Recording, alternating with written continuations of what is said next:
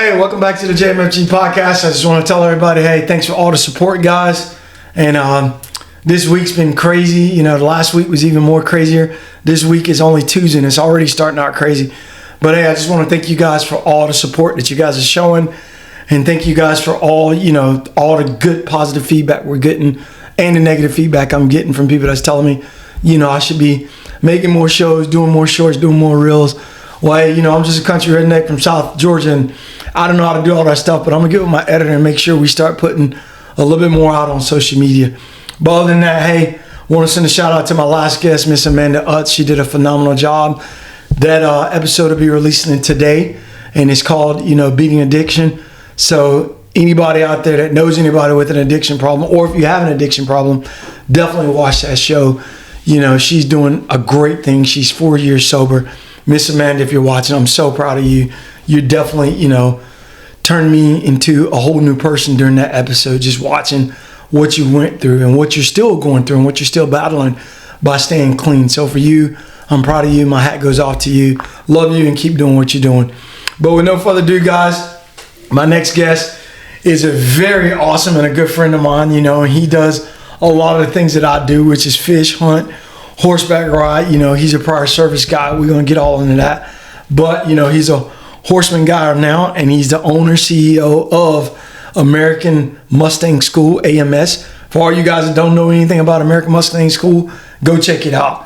What my guy Justin has done, he's starting to introduce horsemanship to, Vietnam vets, but veterans in general, not just Vietnam, but veterans, law enforcement, first responders, whoever. And he's using this as a platform to help people with PTSD or whatever they got, ailments or whatever, or just for people that just want to get into horsemanship. So with no further ado, I'm going to let my boy Justin introduce himself because I'm probably butchering what he does. So. Yeah, hey, thanks for having me on. Hey, Justin, I'm glad you're here. Ever since I saw that you started doing, I was like, I'm going to get on that show. So, my name's Justin Dunn. I moved to our area here 4 years ago from Colorado. Okay. I invested 13 years of my time in Colorado and loved every minute of it. I had a trail ride business, is what I moved there to do. It kind of evolved into outfitting, hunting, fishing, right. pack trips, taking people all over Colorado and New Mexico to see what I got to see and share with them, and utilize horses to do that. Right. Well, as we got going, I started to realize there's something very therapeutic to horses. People would come out and, I took over 5,000 people, so I got to interview them inadvertently, not really realizing I was interviewing them. Right. And then they were, I'm just a talker, so I talk to people, and we'd be high up on the mountain, and I don't know, they just start spilling their life story to me. Mm-hmm. And the common denominator was, man, they're living in a life that they don't enjoy. They're living in fear. Right. And they don't like their job or they don't like their situation, but they keep doing it, and they don't know how to stop. Whenever they'd come on the vacations and go into the mountains on a horse, it would create some sort of a gap in those repetitive thoughts or dominant thoughts or the mundane things they're doing day to day. So they got to experience something that they would least likely be able to experience where they live. So they're in Colorado or high up on the mountains, we're looking around, and then they start telling me these things, and then I just started kind of looking at it from a different perspective because, I lived in the mountains. I got away from what I was doing to do that. Right. And the experiences I got to share with horses, I realized, man, there's something really therapeutic about a horse in the mountains, in nature. So, I just learned this term about 3 weeks ago, nature-based therapy. Right. And that's what I've been doing for many years now, about 20 years. But you just didn't have a name for it. I didn't have a name for it. You just out having a good time. Man, I'm just doing what I do. And I run into people. Right. I ran into this business strategist planner guy, and he's like, oh, man, you're doing like the best nature-based therapy program out there. I'm like, all right, so that sounds good. I go look it up. I was reading it and like, yeah, that's what I do. And it's like, cool, horses, nature-based therapy. All right, whatever. But what I learned is the horses, they operate in laws of nature that people drift in and out of and definitely don't even know them, much less try to abide in them. So whenever a living, breathing being comes into contact with another living, breathing being in nature, things start to synergize, harmonize. We start thinking the same, breathing the same, muscles do, everything starts to harmonize, or agree. Right. Especially when you're on the back of a horse. A lot of people, they don't get, I guess it's called attention span. They don't have much of one. Well, when you're sitting on the back of a horse and there's a 200-foot cliff to your right, and you're going to pay attention. You pay attention real quick. So you start thinking about things differently. Right. You start thinking and feeling, and your attitude changes, your actions change in order to basically abide in the strongest law of nature, which is self-preservation. So I got into training wild horses about 20 years ago. And the reason was I wrote a book about it, but the reason was kind of an accident. They were going to kill this horse. And I just I'll save you the bullet. Let me have him. And, it was kind of like, no, you're a good trainer, but you're not that good type thing. So then I really had to have him. Yeah. It's like a challenge. Now it's the principle. Oh, yeah. It's a challenge. And so I got this wild horse, and I started playing with him, and I rode him in a couple of weeks, and it literally moved to Colorado within that time frame. It just all kind of happened about the same time. So we get to Colorado, and then I'm riding this Mustang in the mountains of Colorado 60 days straight, just exploring, wow, this place is great. 1 million acres to play on, national forest. That's awesome. This horse really started teaching me things about real life, what are my thoughts? What are my emotions? What are my attitude? What are my action? And what effect do they have when I present them to the world? Right. Only I'm presenting to this horse. Now, did you, as a child, Justin, did you have horses as a kid? Yeah, just summer times. Grandparents had horses. Gotcha. Okay. My parents, they didn't really want anything to do with horses. Gotcha, okay. Go visit in the summertime, have horses. Okay. And that story's in the book, so gotcha. We won't go all into that, spoil that. But that was my first experience, playing with the Mustang in the mountains, and then developing this trail riding business. I acquired more horses, and generally, I didn't have a lot of money, so a shoestring budget. It's like, hey, I need some horses. Well, you're going to get free horses, but if you know anything about horses, they're not free they're free for a reason. So because they cost you. I got all these problem horses, buckers, biters, bolters, kickers, you name it. They're like, yeah, we'll give that thing to you. I'm like, well, I need a trail ride business, so let's do this. So I started training these horses, and I got good at it, and I really enjoyed it. I really liked it. Long story short, fast forward, I saw what those horses could do for me. Right. And then I saw what they could do for people when I shared the horses with them. Right. So that the evolution of things, I was sitting there one day and I thought, man, I got the perfect string of horses. I can take people in the mountains safely, share horsemanship with them, share nature with them. It's just I'm not doing enough. I want to do more. So I started praying about it. And within a week, the phone rang. Guy on the other end is like, hey, I'm thinking of starting a camp for children with cancer, but I don't have the horse piece. And I was like, wow, that was fast. Thank you. So my man. So I was like, okay, well, here we go. We're going to do it. And I was thinking I'm going to have to trailer somewhere far. I lived in a little town out in Colorado that was 35 miles from any other town. And this little town, it didn't even have a grocery store. It didn't have a gas station. It had one stop sign. That was it. And I thought, man, I have to trailer, to this place, wherever. Well, it turned out it was like 6 miles down the road. That's awesome. Yeah. So I did that for 6 years. And the things I got to see them horses do for those children, phenomenal. Just to be involved and witness that. There's an energy to it that horses have. We're created by the same creator. Yep. Anything you can find in a man, you can find in a horse, except one thing. They have blood, they have bones, teeth, heart, lungs, muscles. They're all the same. The fingernails, the hooves, all that, same thing. The difference is we have a divine mind. Right. We have the ability to believe in something higher than ourselves. We have the ability to create, imagine. Horse doesn't really need to do that. He's bound by laws of nature. Creator spoken into existence to do. If he doesn't do it, penalty's death. We, on the other hand, have a little bit more free will to come out of those laws of nature. But the horse is always standing there with this little sign like, hey, go that way, or go back that way. And that's one of the things that I got to do is see firsthand what a horse can do for a child, because they don't have any, ulterior motives. They come in with purity, and they present themselves, and then the horses, they read intent, so they understand, oh, this child is he's not out to hurt me. He's not out to do anything that jeopardizes that strongest law of nature's self-preservation. Self-preservation. So watching that, I did that for 6 years, and I realized, man, there's even something more to this. I need to start sharing this with people that would probably never have access to this. So that's what brought us here. Okay. And I wanted to provide information to someone that would maybe need it to make a different choice. I lost a couple of my friends to suicide, and I sorry to hear that, brother. Yeah, we were young, we're in our 20s, and it's like, okay, so if they had a different information to make a different choice, would they still be here today? Would that have had an effect? Right. And that's what I've kind of just devoted my horsemanship, or my life, to horsemanship, to learn and discover things that maybe would give someone some information to make a different choice pertaining to suicide or self, hurting themselves. Exactly. And I don't mean just suicide, but like the slow suicide of alcoholism, or the slow suicide of drug addiction, or sometimes that can be faster than they probably want. But at any rate, do something to cause a gap in those repetitive thought patterns, dominant thought patterns that are just eating them alive.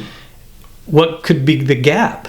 Right. Well, when these people would come out and I'd take them trail riding, and I realized, well, horses are a gap. There's a gap in there that gives them an opportunity to stop and say, oh, wait a minute, there's something more to this than just what I'm exposed to over and over and over. So I wanted to bring it to an area where people put their lives on the line for us, and that's our special operators, our special forces. So I thought, man, what a perfect place to bring something so beautiful and so true and so honest to people that are beautiful, true, and honest, and set their life aside to preserve life of others. The strongest law of nature's self-preservation. That's a fact. We as a humanity, we want to self-preserve. We want to continue to go forward and become better. Generally speaking, right? And there's guys that'll get into a repetitive cycle of destruction, dark spiral, a death spiral, if you want to call it that. I've seen it a lot. Whenever I get to share horsemanship with them, 15 to 17 hours, 2 hours a week, I get to see transformation. Horsemanship for me was transformation. I took a wild horse and invited them into the human element. And present something myself basically to them, and then I get to observe the feedback from them. I get to make changes and do it again. Explaining that to someone, it's probably easier said than done, because the experiential learning that it takes to do that, each horse would prepare me for the next horse. So I'm about 48 horses deep in the first year, and I realized, man, every time I think I know something, I realize I know nothing. It hits you. So just continuing down this path, I realized very quickly that horses will adapt to 1,000 different people, but a person cannot adapt to 1,000 different horses as easily. Exactly. So I have 9 horses, and that's probably about entry level as far as how many horses I'd probably need, like 20 to 25 to really do efficient, effective work. But the 9 horses of so far have done that. I haven't had to expand to get more horses to do it, but the ultimate goal, the long-term major purpose, is 20 to 25 horses, and I think it would cover every aspect of humans, so to speak. Because not only do veterans or active duty service members, but their wives, their children, family, police, fire, EMT, they're all walks of life. Horse doesn't judge, so he doesn't care. He doesn't even care about anything other than how much you care. So he doesn't care if you're rich. He doesn't care if you're red, blue, politically. He just doesn't care about that stuff. As long as you don't care about credit scores, I'm all right. They do care about it if you have any money. Get them through the winter. You're like, hey man, go to work. So I got to ask, Justin, what's the difference when you say you got your wild horse? What's the difference between a wild horse and a domesticated horse? And the reason why I ask is, I got a Mustang quarter horse mix, and she was wild when I got her, and the guy was beating her. She was like 9 months when I got her, and now I think she's the best thing since sliced bread. But. Yeah. Okay. So wild horse, the major difference in a wild horse and a domestic horse, it's like this. Wild horse is born in wild, not meaning they're wild and untamable or ungentle or anything like that. It's like a wild flower. They're born out there on their own, man, uninterrupted by man. So a wild horse is, born in the wild. Mother teaches them think to survive. You got to analyze things, life and death, because it's very serious. Right. You go poke your nose on a cactus, they're going to do it once or twice. That's it. They're not just going to keep doing that. Right. That's just one example. But they got to harmonize with nature. They can't go against it. They can't cause aversions or obstructions or irritations to much of anything because it's a detriment to themselves. Right. So they're a herd. They stick together, they harmonize together or agree, and they sustain life. Strongest law, self-preservation. But they understand all the laws. Law of energy conservation, law of repetition, and law of compensation. Time. How long things take to get things done in order to do, to progress. So a Mustang or a wild horse understands those things very clearly for sustainment of life. Now you take a domesticated horse and they're born in someone's farm or backyard. That mother will just literally tell the offspring, hey man, all you got to worry about is what's in the green bucket. You're good. So the domestic horse, he may possess the survival skills that a wild horse does. He just doesn't know how to use them because he never has had to. Right. So I kind of think of it as like an SF guy and a guy that works at Walmart. I mean, they're both doing a job. They're both important. However, the Walmart guy's never had to use his survival skills. He's never been in a place to where he needed to. Right. So he's never operated at that level. He's never had to go from here to here and then bring it back down. Yep. Go from here to here and bring it back down. He's never had to stay up here for an extended period of time to maintain survival. Right. So, once you go there and go there and go there, sometimes you don't come back. Right. So abuse, you mentioned that. So a wild horse, the way I think it is, they're not a sellout. You got to earn what you get from them. Yep. You got to present something to them that's true and honest, and then they will come right over because they're by design. They can't jeopardize their survival. They can't say, "Oh yeah, you can beat me." That's just fine. No, red flag's gonna go up and says, look, I can't sustain life a long time right here. You're causing me to breathe short, shallow breaths. My muscles are tense. My mind my brain is monitoring my body and it's saying, I got to get away from this, rebel or fight. So in understanding that, we never cross those lines of, breaking that trust where they can say, hey, look, I can come into the human element and I can sustain life just fine because you care enough to present something true and honest to me to where I can make a choice and have a voice in this. Right. A wild horse, if we don't give them, abuse them, and we don't give them a choice, they're going to rebel. They're going to just say, no, I can't, but rightly so. That's their design. Yeah. They don't sell out. They just don't know. Yeah, like a domesticated horse, you can get away with a whole lot of stuff because they just don't know. They haven't had to operate that. Right. Do you think the wild horses are easier to tame just because I've noticed with Peaches, and I got 3 other horses I need to work with, but I noticed with Peaches because I've been doing some endurance riding with her, but I noticed with her, once I earn trust with her, that horse will let me do anything with it. And it's one of those things where, like I've went into places like we were riding at the Bitmore, and it was a little shaky spot, or it might have been a Raven ride. I think me and Brad was riding, and there was a couple spots that I knew were like, they were a little shaky to her because she kind of stopped. And I just put my hand on her neck and I could feel her breathing. I just held it and I kind of squeezed it a little bit. But once I told her, hey, baby, it's okay, she walked right through it. Yep. But she knew, like, all right, if daddy, if he says it's okay, it's okay. So do you think wild horses, once you earn their respect from them, you think they're better to train or quicker to train than domestic? Or? Well, I personally think a wild horse is much better because they're clean slate. They're clean, yep, gotcha. I think that if proper invitation to the human element, is what I call it, is done, that horse will do things you cannot train them to do. And that's where we go back to the Camp for Children with Cancer. I'd have a Mustang that they read intent. I mean, it's like a zebra and lions. If the lions are walking by, zebra's eating and brings up and checks it out, he'll signal to his buddies, nah, they're just cruising through, everybody goes back to grazing. But if that lion's intent changes, they're out of there. Right. So Mustangs, same way. They read intent. So children, they come in with pure intent. Mm-hmm. That's why I learn more from kids with my own Mustangs than I did with me and my own Mustangs. Right. Observing and then experimenting. It's like, okay, nowadays I'll go brand new wild Mustang. I'll pretend that I have the strength of a 5-year-old child. I'm not going to be yanking on them, jerking on them. I'm going to present something softness, and something true and honest, and then watch feedback, make changes, do it again. Mm-hmm. I'm in control of my 4 things, which I talk about in the book, which are thoughts, emotions, which is an internal pathway of communication, and then attitude and action, which is an external pathway of communication. Mustangs read intent. They're looking for anything, valuable information for sustainment of life. So they're watching how your breathing is. They watch the millimeters rise of your shoulders. Yep. Your foot strikes the ground. I mean, all those things matter. Mm-hmm. And they bring an awareness to a person that may not have understood, like, wow, and I got a lot on my mind. My heel strikes the ground pretty hard. My eyes are down. My muscles are tense in the shoulder. Mm-hmm. Horses will bring all that into awareness to where you're like accountable. It's like, well, here's what I'm presenting to you. And then they're honest. They're like, you're too tense, or your breathing's not right, or you're moving too fast, or you're not assertive enough.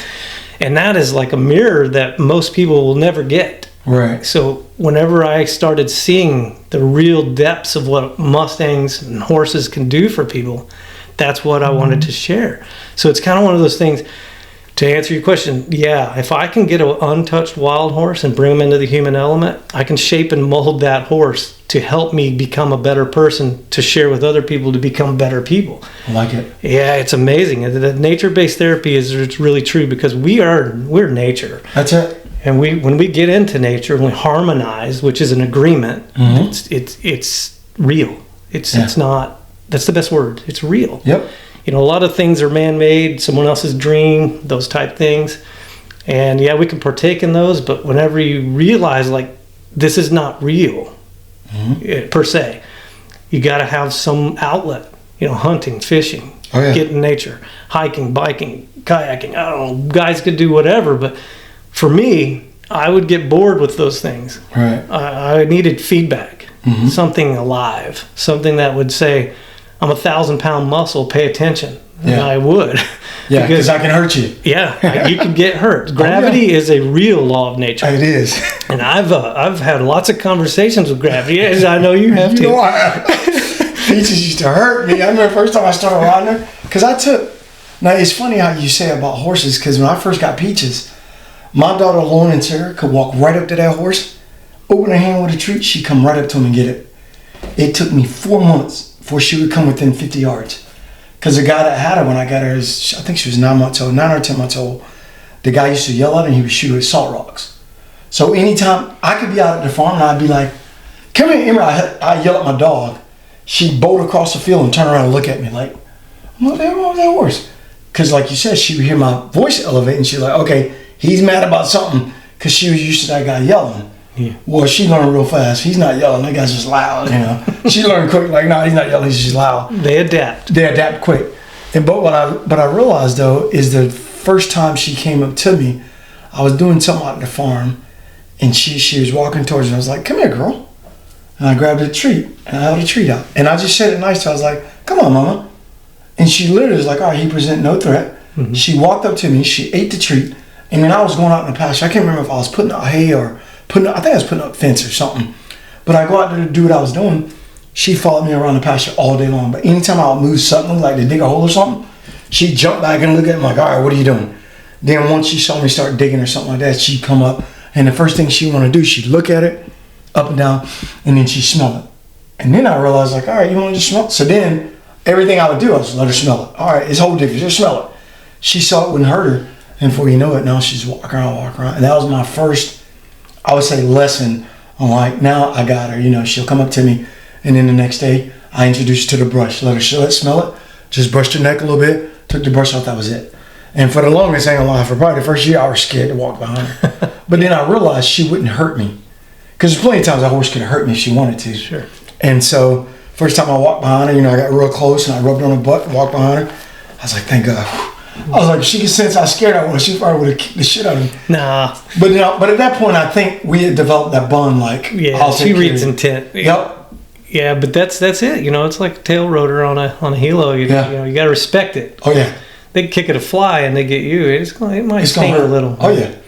But yeah, they read intent, and that's what I love about them, because it causes us to pay attention to what we're presenting. Right. And see, sometimes we don't ever have that. You know, I've read some books here and there, and you know, it's like, pay attention to what you're thinking. Stare at a doorknob and see what thoughts come in and out for 10 minutes. And man, I lasted like 15 seconds of doing that.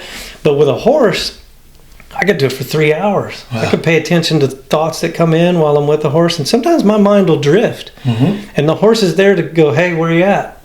And they'll do some stuff that's funny, man. I mean, it's hilarious. Like, I'll be riding along and leading a trail ride, and all of a sudden my horse just turns and goes and stands in a bush. You know, like in the middle of this bush, and I'm like, come on, man, all right, I'm back. You know, people laughing, what are you doing? I'm like, I was thinking about something else. Horse checked in, they did their own thing. I thought I saw a shed. No problem. Yeah, they're funny like that. So your school here in Aberdeen, AMS. Yeah. When you got here, what was your vision that you saw? Justin? Man, I wish there was one easy answer for that, but it's kind of like a series of events to answer that. When I sat down one day in Colorado, and I'd already done a bunch of programs for people. I did a suicide prevention for Indian reservation children, because they have a high rate of suicide and attempted suicide. We did a program for them to come back to school. You know, they get a big check sometimes, right? And then they just like quit. They don't go to school. And they wanted to do a horsemanship program to get these guys and girls come back to school. Worked very beautifully. We did the cancer program for children, and then I started doing a school for veterans that is job placement in the equine industry. VA would send them out. We teach them horsemanship, and they go get a job. Oh, nice. Yeah, it worked out really well. Well, on one instant of that, I got a call from the VA, and they said, hey, man, whatever you did for that guy, particular guy, we want to let you know. It was amazing, because right before we sent him to you, he came to our offices, and he said, hey, I'll give this horse thing one try, but after that, I'm checking out. So he was done. He's done. Yeah. And, I mean, rightly so. This guy's story, you know, I don't want to burn up too much time, but got deployed twice. Almost everybody in both teams got wiped out. Yeah. That'll do it. He had survivor's guilt. He didn't want to talk to people no more. Right. He's like, not getting close to nobody. Divorce, of course. Yep. Actually had a girlfriend, and that VA called me and said, hey, man, he's whatever you did for him worked. I was like, I just gave a class, you know. I just taught, put him on a horse. 5 days of class, you know. But anyway, this guy shows up, and he doesn't talk first 2 days. And then I talk a lot in a horsemanship clinic or school. And I had said something, and you know, this dude's big. He's like 6'5", you know, full. He's a grown ass man. Yeah. And he's like, I want to talk to you. I was like, okay. And he was like, around here, behind the building. He's like, okay. Oh. He goes, you said something. And I was like, oh, man, what did I say? And I'm thinking, man, all right, if I could take out his legs, we'll be all right. You know, that's where your mind goes, like, I could run. But these boots, man, I don't run good in boots. Anyway, he said, hey, you said that horse could love me. And I was like, yeah, that horse, yeah, he could love you. Now you're like, thank God. I was like, oh, that's it. That's what I said. Yeah, okay, yeah, yes, he can. And he's like, how? You know, and I told him, here's what you do, present this. Man, that dude wouldn't shut up for the rest of the class. He's like, watch this, check this. Anyway, it was life-changing for him in that 5 days. The VA told me, yeah, he changed. He's going to go get a job. He was due to come to my advanced class. VA called and said, hey, he's not coming. And I was like, why? He goes, you call him and ask him. So I called him. I was like, hey, man, what's going on? Why aren't you coming to the dance class? He's like, I got a job. They got like 400 horses for me to train. I don't have time to leave. I was like, dude, go for it. You'll learn more from them horses than you'll ever learn from me. That's awesome. Well, his girlfriend called and said, And I got teared up, man. That's good. It changed his life. It does. He's talking to people. He's telling them all about horses. Check out what I did today. You know, just changed his life. So I thought, man, there's something to this. There's something to this. So that's when I thought I can move anywhere in the world. And I almost considered moving to Hawaii. You know, Right. Another long story, or it was here. And I thought, man, I want to share these horses with people that are needing them the most and least likely to have access to them, and ones that you know I have a soft spot in my heart for, and that's our service members. So, and your prior service also, right? Yeah, prior service. How many years? I did 4 years active, 4 years active reserve. Okay. When did you get out? 05. Okay. Yeah. And you're in the Navy, right? I knew this was gonna come up. So I knew this was gonna come up. I ain't gonna hold against Justin. You know what I mean? So all my friends, you know, we hold against Justin because Justin works it all soft now. So at least you didn't do like my buddy Lane, or my buddy friend Lane. He's a little kid. He says, I wanted to be a Navy SEAL. I was like, oh, hell no. Not on my show, but anyways. Yeah. But yeah, so thank you for your service, brother. I appreciate that. Yeah, and the service you continue to do. Yeah. This is what I'm really passionate about, if there's such a word to describe it. But I'll tell you, I had some reservations. You know, I left Colorado. Mm-hmm. I was totally debt free. Had a lot of money coming in. I took people all over the mountains, but it just wasn't enough. You know, there's always, once you fulfill a purpose, there's like, I gotta do another one. Yeah.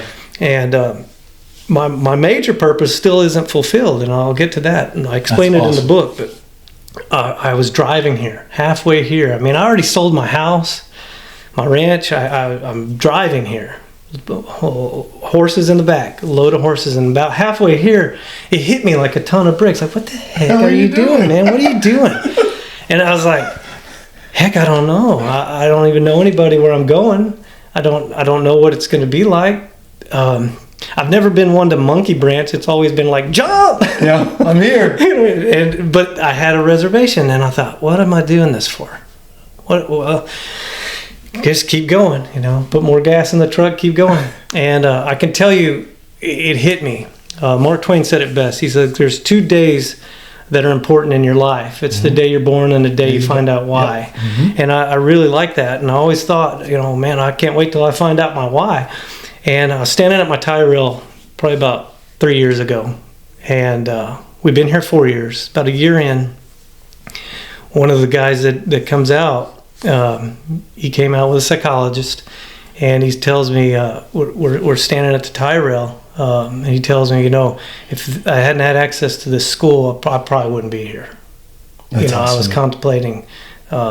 was contemplating suicide, and you gave me a whole new perspective on life, and then that's when I realized, I flashed back to that when I was driving here. Why am I coming? And it's like, this is it. And then it happened 6, 7 more times. You know, different stories, different people. But the thing was, they didn't have access to information to make a different choice. Right. You know, put their thoughts and energy into something else that would create something productive rather than, you know, non-productive. Mm-hmm. Sometimes things are like a vacuum. You know, you're trudging along, taking a step, going this direction, and it's working, but then you just stop. Well, you automatically go back to this other way. Mm-hmm. And the mind does that, the thinking. You know, if a person's thinking on a purpose, and they have a plan, and they're taking action, and they just keep that going, well, when they lose the purpose, well, the plan falls apart, then there's no action. It's inaction, or maybe action towards something that's non-productive. Mm-hmm. Gaps in that are what horses really are good at helping, you know, cause a gap into that. Like, right. Look, you're cruising along, keep doing it. See, horsemanship's accomplishing minor purposes to achieve a major purpose. Right. That's what life is. Mm-hmm. Horses really are like a guide. I mean, my book's called A Horse to Guide Me. And I had to have a bunch of horses guiding me. So for everybody who don't know, my boy Justin's book right here, Add a Horse to Guide Me. I got a copy right here. I'm going to have Justin sign this because, you know, Justin's big now, you know, so I'm going to get me a signed copy. I never sign them without asking because it could devalue it. No, I think he's going to add a little value to it, brother. I really do. And so at AMS, are you working with just military guys alone, or? At this time, well, I do have some civilians coming in, but mostly active duty or veteran. Now, is that through, now are you going through like SOF itself, or are you going through like Task Force Dagger, or are you going through in Green Beret Foundation? What type of foundations are you? Well, or are you just letting them? Because I know like Task Force Dagger, and I'm just throwing it out there, but Task Force Dagger is one of those ones where they take guys and they let them scuba dive, because like you said, once a guy has no purpose, he has no action, and he's going to go to some other action, whether that's drugs, whether it's alcohol, whether that's, committing suicide or whatever. So Task Force Dagger usually do things like put guys on, whether it's scuba diving, I've been on a couple looking for, World War II remains or World War II pilots that got shot down. And they'll do certain things, whether it's on land, sea, or whatever, to give guys purpose and a task to do something. Have you reached out to like... Well, I have, and they have supported some of that, but the benevolent system is a tricky one to navigate. Oh, yeah. Because I'll get like a vet or a active duty guy come in, and they won't reach or meet certain criteria that the benevolent will mandate they have to meet. Right. Like Green Beret Foundation's pretty easy because, a lot of Green Berets come to me, so they fill out their online form, and then they get funding to come. That's awesome. What I'm having problems with is a funding piece, and it's like a helicopter pilot, not attached to any group or anything. It's harder for him because he's not SOF. Yeah, in this case, she's in SOF, support, right. but not meets any of these funding piece criteria. Right. It's a tricky road to navigate. So what I do is, my wife and I have been funding those types ourselves, which is not sustainable at all. Right. In fact, my wife's like, well, you got about 6 months left. Where are we going? Told you Hawaii to begin with. I know. I was like, I knew I was right halfway here. No, but yeah, some of those benevolence, they help where they can, but I've tried to create a model where I don't have to depend on that. Right. And that's what I'm meeting with this business development guy that just taught me the name of nature-based therapy. It's like, okay, yeah, well, maybe you are the guy I need to talk to if I just learned that one thing. But yeah, there's so many options to create funding to support something like this, because I am a for-profit school. The reason being, I didn't want to waste a lot of time and energy running around asking for money. Right. And I didn't want to be limited on the level of care I could provide by said organization. Right. So I was involved in a 501c with the Camp for Children with Cancer for those 6 years, and I watched how it worked, but I saw the restrictions that I didn't want to get hung up in and doing this. Exactly. Yep. Because I have freedom to explore and grow and develop, and I can tailor this to any specific need an individual has when they come. So it's not like a cookie cutter type deal, and so that's hard to fit in a cookie cutter type template. Right. Like Task Force Dagger, for example. They're not going to help every single veteran that comes to me. They just don't. They're not set up to. So I've got to figure out a way to where I can, there's the talks of we'll start your own 501c. It's like, oh yeah, that's I got time.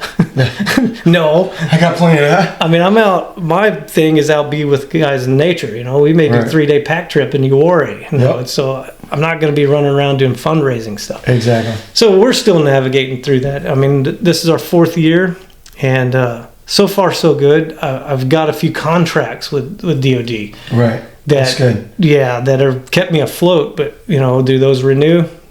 We'll see. Now, to date, how many guys would you say you've had come through the AMS school? To date, well, probably documented 50 plus in the 4 years. Undocumented, probably another 100. Okay. Yeah, because I got about 6 individuals coming right now that they don't have any funding. Right. But it's like my wife and I are like, well, we could cover you. Yeah. I mean, because I'm never going to turn someone away. Right.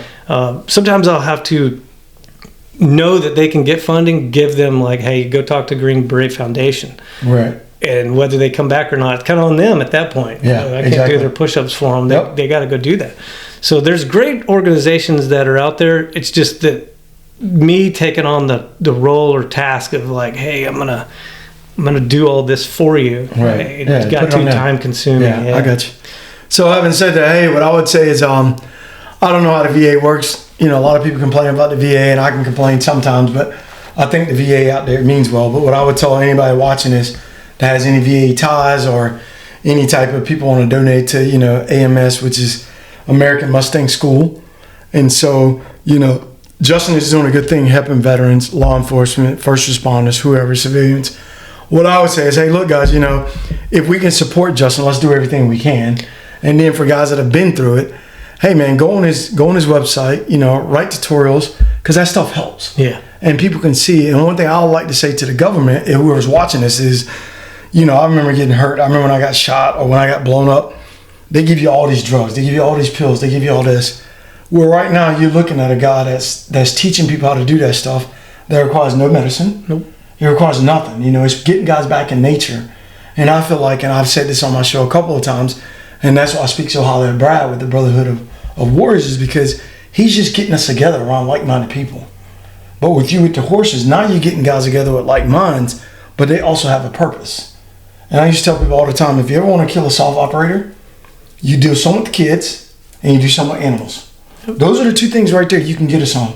Because I remember back in 2005, 2006 in Afghanistan, they would kill dogs, put them in the middle of the road, and pack them with explosives. Because you know the first thing we're going to do? Yeah. We're going to get out and we're going to move that dog out of the road. It's just what we do. Yeah. And if we see a kid struggling, we're going to go help them. We free to oppress. That's just what we do. Yep. So at the end of the day, for all these government programs out there, and I'm speaking at the VA, and I hope some people from the VA watching this that can make decisions, hey, come check out Justin's, you know, come check out his school and see what it's about. And now, if a guy's getting ready to retire, let's make that mandatory.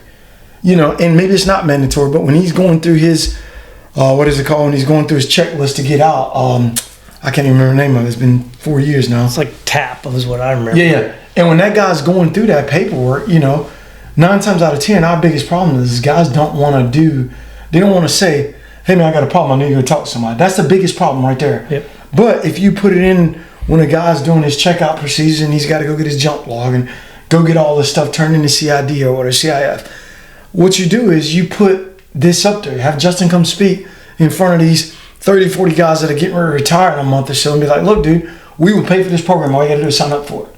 I'm glad you mentioned this because I mentioned earlier, I'll explain my long-term purpose, my major purpose.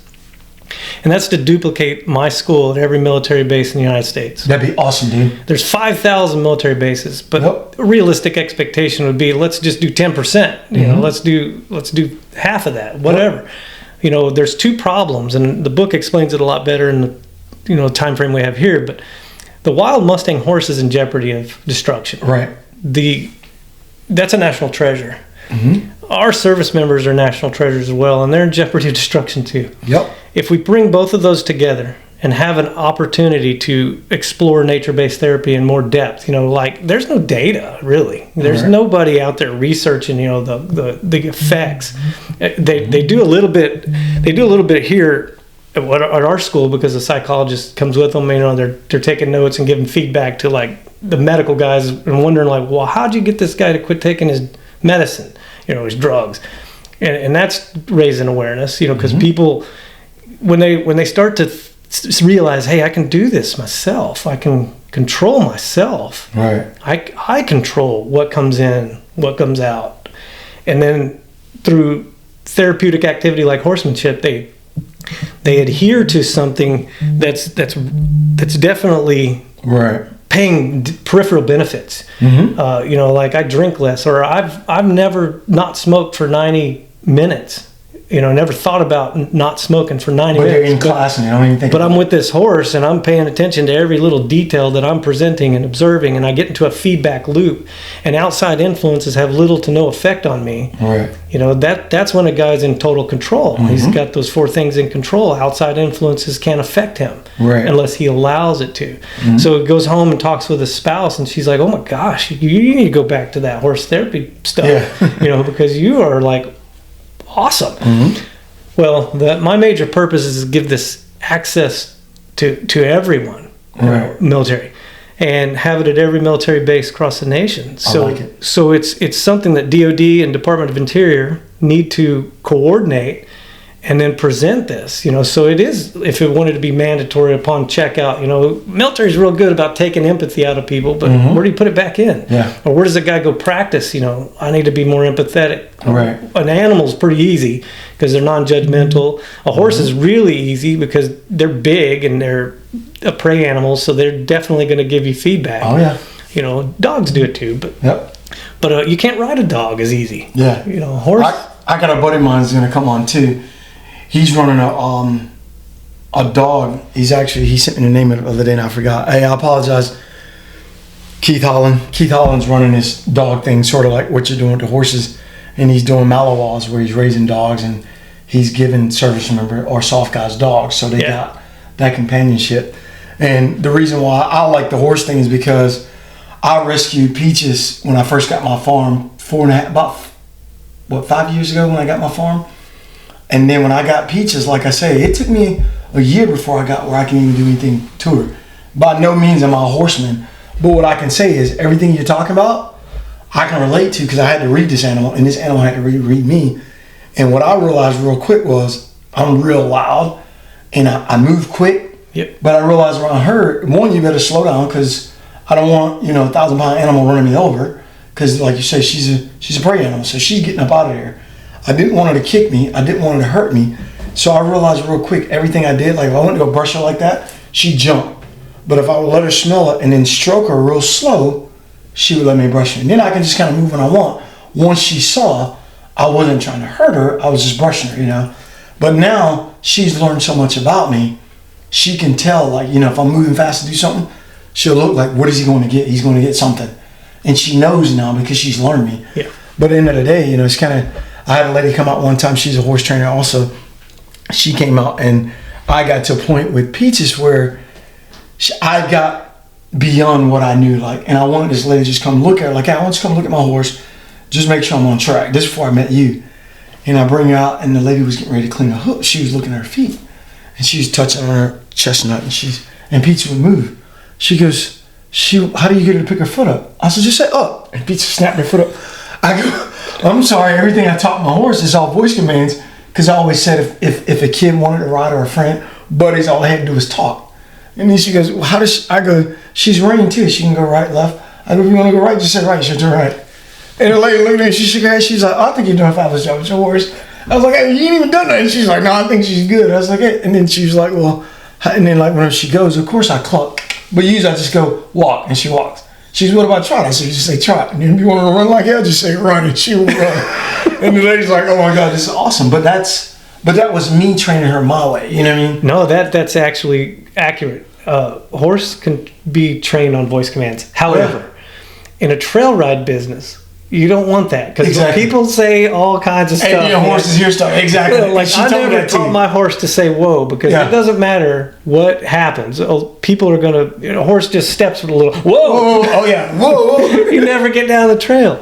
You get on the trail like you be there all day, trail ride. You go 100 yards, took you all day. But that just shows the intellect of that animal. Oh, it does. She's super smart. I mean, that's what the lady told me. And that's what's fascinating to me, because when those kids would come and one would be fragile and frail and couldn't move fast, the horse would come to that level. Oh yeah. The next week, a kid would be all ready to go. That horse back up to that level. Yep. I didn't train that. Right. I don't even know how to train it. It's just that. It's there. Yeah. That horse reads intent. Oh yeah. They can hear your heartbeat 3 to 4 feet away. Oh yeah.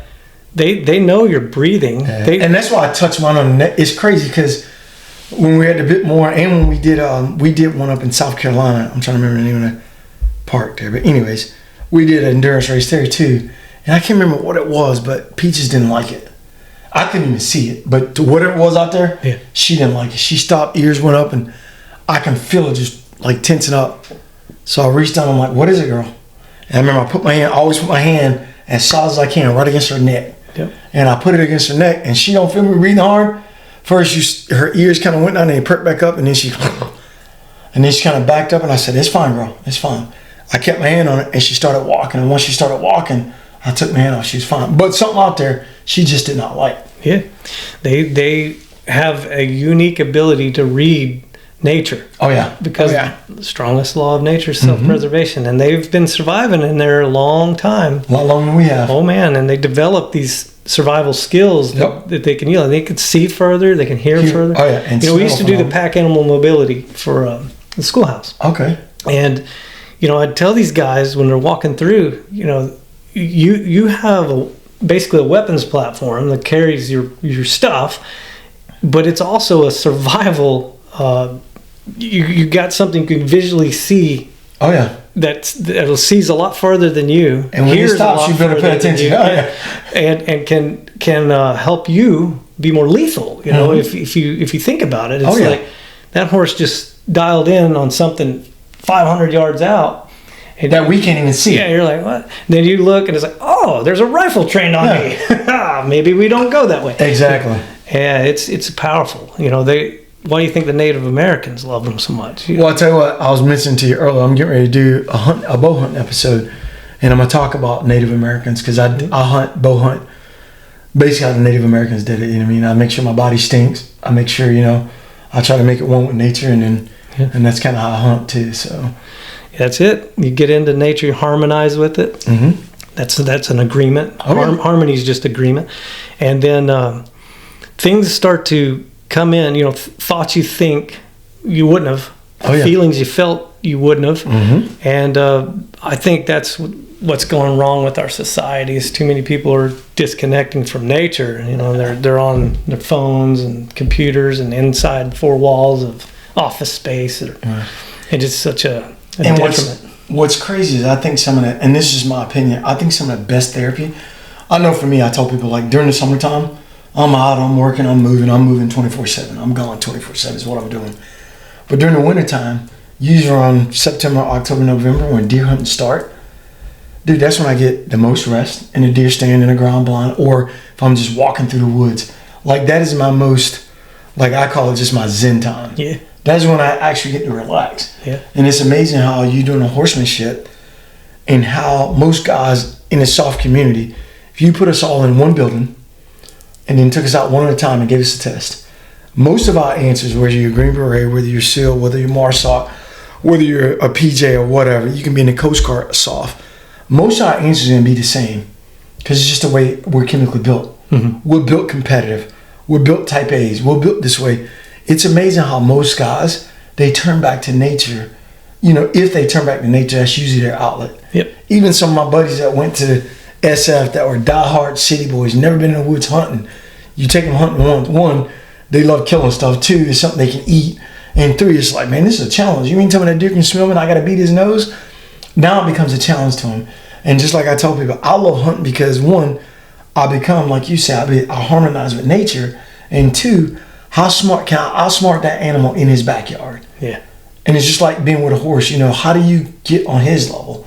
Because he's already above what you could ever think. Yeah. But how do you get on his level, or you bring him to your level? And that's what I learned with Peaches, man. And I know I got a lot more to learn, but it's amazing. I can't wait to start reading your book, because I know you're going to talk about some of the things I saw her that I had no clue. Like, she would eat and just start pawing her food. I'm like, all right, what's wrong with you? And then what I'd do is make her ask for it. I would hold it until she would ask for it. And that would just be our thing where she'd look at me, put her head down like, okay, you're in charge. Okay, now come get your food. I'll tell you, I didn't put it in the book, but I had a horse. I've had a couple, but this one in particular, he and I butted heads. I actually thought it was the first horse that I found I couldn't train. And I do tell a little bit of that story in there, so I won't spoil it. But the most magnificent thing I saw this horse do is help me become a better person, but help me become a better hunter. I took people elk hunting in the mountains of Colorado on horseback. Mm-hmm. This horse, Mustang horse, figured out what I was doing and showed me how to do it better. He'd start tracking elk. That's awesome. The very first time he did it, I thought my mind drifted, and he's like, drops his head and goes off trail. I'm like, hey, what are you doing? And I yank him back and get back on the trail. What are you doing? Second time he does it, I kind of was like, well, let's see what he's doing. He's just sniffing, and then he just stops and listening, and I kind of just pretend like, all right, you just show me what you're trying to show me. Mm-hmm. And I got hunters in tow on horses, my other horses. And they're like, what are you doing? And I was like, I don't know yet. And this horse is tracking the elk, and then he just beams up and points. And I look, and I'm like, oh, there they are. There's elk. I back him back down, tie him to trees. We get off. We get closer. Because you know his job's done. We take elk. And these guys are like, that was cool. You know, did that really happen? And, of course, we're like, maybe it was a coincidence. Well, after 5 more times, you know, it's like, no, this horse knows what he's doing. Yep. Plus, he was brilliant white, so I was never going to get shot at. And right. Like, oh, you're riding, you know, I had a buckskin for years. Ooh. Yeah, I had to decorate him with a hunter orange so we wouldn't get shot when I tied him to a tree. But it was like, this horse literally figured out what I was doing and then enhanced it to the maximum capacity to make me most successful. Because he could see and smell a lot farther than you couldn't. And then these guys are like, man, what's your success rate? I'm like, well, if I take that horse, it's 100% if these guys could shoot. So we're taking that horse. That's awesome. I kid you not. We'd get on elk. I mean, like nobody could. That's good stuff. And the only reason we didn't do as good is some of these guys can't shoot. Oh, yeah. Oh, I know, brother. I was like, you got to shoot that and miss. After all this work we do. To find him. But that's part of it. That's the strategy and the competition on it. Hey, guys, I know I said it before. Let's support Justin. Go buy a book, A Horse Guide Me. Do you have it on Amazon? Is it on Amazon? It is, but I'd rather go to my website because Amazon takes a big cut, and 100% of these proceeds go to guys that can't afford to come. You know. Hey, right there, guys. 100% goes to guys, you know, law enforcement, guys and girls, law enforcement, first responders, veterans. So even though you bought one, brother, I'll go online and I'll buy one. I'll buy another. No, I'll get one. It's a gift. I'm happy to be here. Because I would love to. I wish I can pay for every guy that couldn't go through there. One day I will. I'll be able to do that. Me too. Yeah. Me so too. for everybody watching the show again, and for all my military friends, I'm going to a third group action next week when I get back, and I'm going to talk to the group commander about, hey man, how do we set something up for guys I know that are getting out, because I know it's hard for an SF guy to show vulnerability. Yeah. But this is something right here most SF guys would do, because one, it's outside, and two, it's animals. I have never had anybody from the soft community not engage fully 100% once they figured out what it was. That's awesome. I've had a lot of apprehension, and third group leadership came out, and I get a feedback form from them. That's awesome. And they're like, one of the guys, he was like, so skeptical, very skeptical, was skeptical, and then at the end it's like, totally convinced, this is great. That's awesome. Because these guys get stuff thrown at them all the time. But I realized very quickly, early on, I was like, man, I need to know this for me. Exactly. I need to do this for me and make sure it's real, true, and honest. Because when I present it to somebody else and test it, you know, proof of concept, so to speak, you know, I don't want there any doubts of what it is. I don't want any flaws in it. And you can't blow smoke up, you guys. You know, guys, they know. They're going to read it. It's not goat yoga. Yeah. You know, this is legit because there's 5 levels of horsemanship. And to achieve the next level, you got to engage in the first level. Oh, yeah. I can't do your push-ups, so it's you and the horse. Mm-hmm. And that's what drops all those barriers of like 4 walls of clinical therapy. You know, this is legit.